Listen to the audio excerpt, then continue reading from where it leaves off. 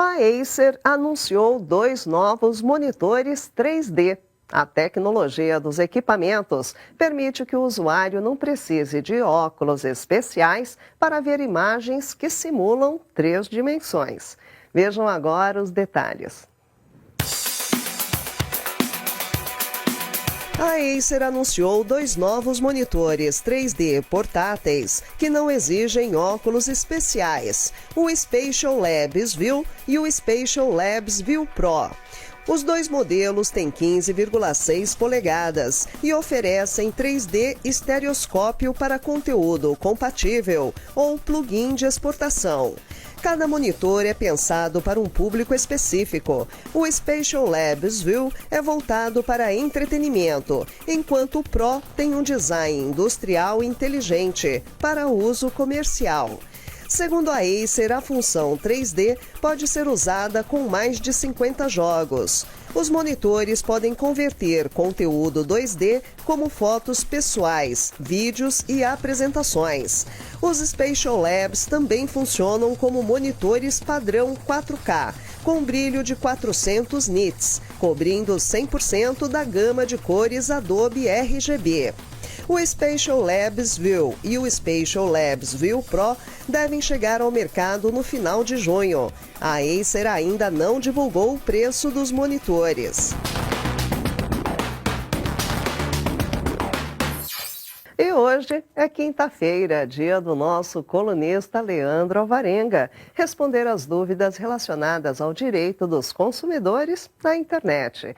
Está no ar o quadro Seu Direito Digital.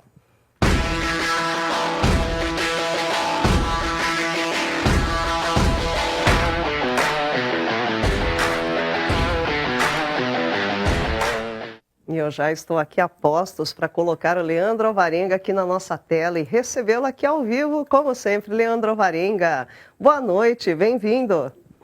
Boa noite, Marisa. É sempre um prazer estar com você nessa noite fria aqui em São Paulo, né? Pois é um tempo frio, acho que na maior parte do país, né? Tem que se proteger. Está bem protegido aí, né, Leandro? Graças a Deus eu tô, viu, Marisa? Mas eu recebi uma foto de uma amiga minha no interior da Bahia que tava um calor lá que eu fiquei com inveja, viu? É mesmo, a parte norte e nordeste está um pouquinho quente mesmo. Bom, Leandro, vamos falar um pouquinho sobre que nós estamos vendo, né, que a Agência Nacional de Proteção de Dados está trabalhando e bastante, né? Recentemente, a ANPD solicitou ao INEP um relatório de impacto sobre o censo e o Enem. E o que seria esse documento e por que o órgão está interessado nele? Bom, Marisa, tem que lembrar que a nossa lei brasileira, a Lei Geral de Proteção de Dados, a famosa LGPD, ela foi criada copiando, em certa maneira, a lei europeia, o Regulamento Europeu de Proteção de Dados. Só que esse Regulamento Europeu de Proteção de Dados, ele, embaixo dele, em cada país, existe uma lei nacional que regula ele, né? Então, a ANPD está tendo que vir e fazer esse papel dessa lei nacional. Por isso que eles têm muito trabalho pela frente e o pessoal de lá está trabalhando bastante. Bom, só para entrar no caso concreto do INEP, o que acontece é o seguinte, muitos dados do INEP, através do censo, através do Enem, eles eram divulgados todos os anos. E o INEP, após fazer o seu relatório de impacto à privacidade, né, ele entendeu que esses relatórios ele poderiam aí ferir liberdades e a privacidade dos titulares. E ele acabou decidindo por não divulgar mais. Mas eu vou falar para vocês o que seria mais ou menos o relatório de impacto à privacidade. Na verdade, o que ele é? Ele é um documento onde o controlador, aquele que coletou o dado e tem o poder de decisão do dado, ele faz para avaliar os riscos da operação, para verificar se aqueles dados estão sendo coletados, tratados e usados nos termos da lei. E também se ele não vai ferir nenhuma liberdade civil e nenhum direito fundamental. Então, o que o INEP fez? Na hora que ele fez esse relatório, ele entendeu, opa, eu não posso divulgar esses dados desta maneira, porque eu vou estar ferindo liberdades individuais. E ele parou de divulgar. Porém, a divulgação desses microdados ou esses dados de maneira anonimizada, aquele sem identificação, ele é muito importante para estudos e pesquisas. Então, a ANPD ela acabou emitindo uma nota técnica, a nota de número 46 de 2022, pedindo esclarecimentos, que o intuito dessa nota é o quê? É orientar o INEP, tentar auxiliá-lo para mostrar uma maneira segura dele fazer essa divulgação, né?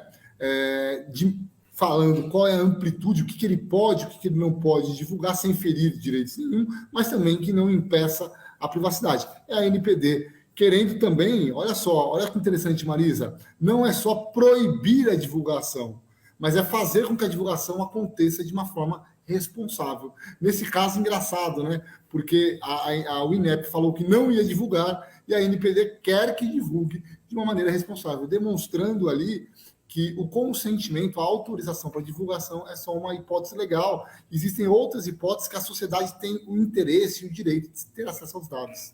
Tá certo, curioso. Agora, a NPD, ela abriu uma consulta pública sobre transferência internacional de dados. O que isso significa, Leandro? Que os nossos dados podem ser enviados para o exterior, é isso? Pois é, Marisa, aí é um assunto polêmico, né? Hoje, os dados já vão para o exterior para todo mundo, né, Marisa? Ninguém, assim, quase todas as empresas utilizam nuvens e a grande parte dessas nuvens, não todas, claro, existem nuvens no Brasil, estão no exterior. E qual é o problema disso, né? É um problema de legislação, um problema de competência, um problema de garantir as liberdades e direitos individuais dos titulares. Então, o que a NPD está fazendo, né? Assim como o regulamento europeu tem as suas normas de transferência internacional de dados, a NPD vai criar essas normas de transferência internacional. E aí, para isso, o que eles fazem? Eles abrem, antes de fazer um regulamento, eles abrem uma consulta pública para perguntar o que a sociedade faz, né? Então, quais são os tipos de perguntas que eles estão fazendo, esperando as respostas para criar a regulamentação, né? Por exemplo, para quais países as empresas enviam os dados, quais são as dificuldades e por que elas precisam enviar os dados para fora do país, qual é a melhor forma de proteger as pessoas aqui, ainda que os dados estejam fora do país.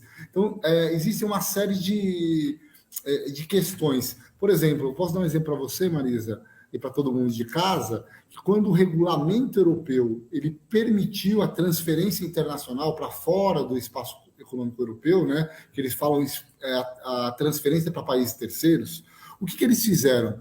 Primeiro, existem os países terceiros que são homologados. O que é isso? Passou por um processo de verificação se aqueles países garantiam mesmo privacidade. Então, para esses países homologados, a transferência poderia acontecer de uma maneira mais simples. Para os países que não são homologados, vou dar um exemplo, por exemplo, os Estados Unidos. Os Estados Unidos é um país que não é homologado na União Europeia. O Uruguai, aqui pertinho nosso vizinho, é. Você vê que curioso, né, Marisa? E aí, o que eles exigem? Para os países não homologados, eles exigem cláusulas contratuais mais rígidas, que eles chamam de cláusulas contratuais padrões. Eles exigem garantias maiores, né? E aí tem que atender normas corporativas globais. Então, o que a NPD está fazendo eu vou criar a norma, mas antes que vocês reclamem que não impeça o desenvolvimento econômico do Brasil, me fale quais são as dificuldades. Sociedade civil, que protege as pessoas, consumidores, PROCON, manifeste o que tem que ter garantia para eu criar essa norma. É isso que está acontecendo agora, Marisa. Pois é, hoje estamos tirando o dia aqui do Direito Digital para falar sobre a NPD, para tirar dúvidas aí do que vem acontecendo. Agora, um outro ponto é que, visando simplificar e ajudar até as micro e pequenas empresas, a NPD criou uma regra especial para eles, não é? Isso pode deixar de alguma forma as pessoas mais vulneráveis ou não, Leandro? Bom, vamos lá, Marisa. Assim, a primeira coisa que é importante deixar claro para todo mundo falar de dados é falar de internet, é falar do mundo virtual, que é onde os dados mais são transmitidos. Hoje, até as empresas, as pequenas e grandes, elas transmitem dados para os seus clientes. Os grandes birôs de dados do Brasil e do mundo estão com os dados circulando na rede. Os vazamentos de dados eles são descobertos na rede. Então, é muito importante a atuação da NPD nesse sentido. Só que se ela atuar de maneira igualitária para todo mundo, né, vai acabar impedindo que pequenas empresas consigam se tornar grandes empresas, pequenos e micros negócios cresçam. Para a grande empresa, um custo a mais ou um custo a menos, ela tem condições de suportar. Nós colocamos aí nas Big Techs, né? Elas vão acabar cumprindo a norma porque elas têm dinheiro para isso.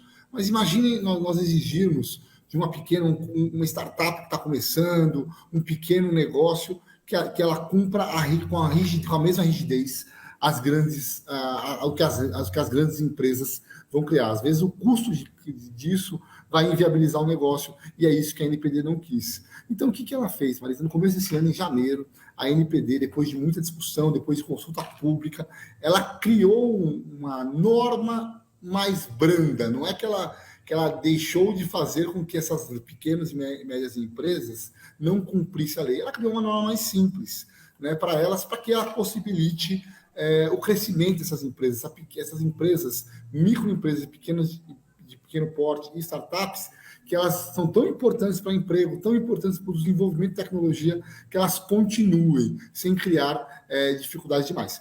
Porém, isso não quer dizer que elas não têm que cumprir a lei, né? Elas têm que cumprir, a proteção de dados é um direito fundamental, né? E elas não estão desobrigadas a cumprir os requisitos. O que ela tem é algumas facilidades, como, por exemplo, Marisa, ela não precisa ter um DPO interno, né?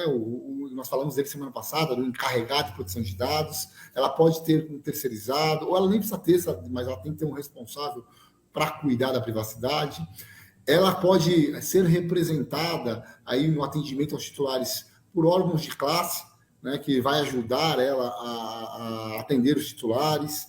A comunicação de segurança ela é mais branda, os prazos são maiores para ela, tanto de atendimento para o titular. Uma empresa hoje, uma empresa que não se enquadra como micro e pequena empresa, tem que atender o titular em 15 dias. Né? No caso de uma microempresa, ela vai para 30 dias esse prazo.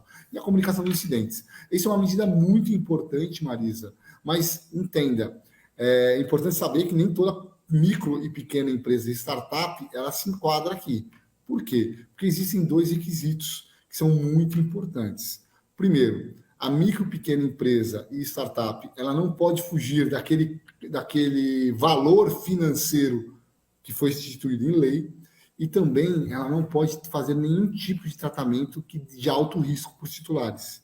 O que quer dizer isso, Marisa? Se o risco for muito grande, ela vai ter que cumprir a lei integralmente. São tratamentos simples que serão enquadrados aqui, e não é qualquer tratamento. Tá certo, faz todo sentido, né? Não tem a pequena empresa, a micro, não tem o mesmo braço que as empresas grandes e tem que ter, mas de qualquer forma tem que sim proteger os dados que estão em seu poder também, não é?